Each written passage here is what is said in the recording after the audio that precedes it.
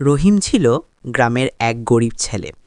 বাবা মারা গেছে অনেক বছর আগে। মা মানুষের বাড়িতে কাজ করে কোনোমতে সংসার চালাতেন। পরনের কাপড় পুরনো, জুতার সোল বের হয়ে যেত। কিন্তু তবুও রহিমের চোখে ছিল বড় স্বপ্ন। একদিন সে বড় হবে, মাকে আর কষ্ট করতে হবে না।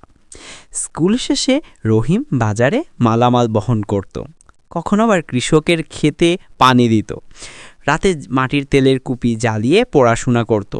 গ্রামের মানুষ হাসত, গরিবের ছেলে পড়াশোনা করে কি হবে। কিন্তু রহিম থামেনি। একদিন স্কুলে বিজ্ঞান প্রতিযোগিতা হলো। সবাই রঙিন প্রজেক্ট বানিয়েছে, কিন্তু রহিম মাত্র কিছু পুরনো বোতল, সুতা আর টিন দিয়ে একটি পানি বাঁচানোর যন্ত্র বানালো। শিক্ষক অবাক, জেলাতেও সে প্রথম হলো। পত্রিকায় খবর ছাপা পড়ল, গরিব ছেলের বড় সাফল্য। আমেরিকা থেকে একটি বড় বিজ্ঞান প্রতিষ্ঠানের চেয়ারম্যান গ্রামের বাড়ি এসে রহিমকে বৃত্তি দিলেন। রহিম শহরে পড়াশোনা করতে গেল।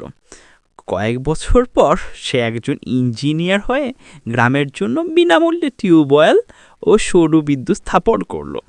মা হাসলেন, চোখ ভেজা, বললেন, আমি গরিব নই, আমার ছেলে আমার গর্ব।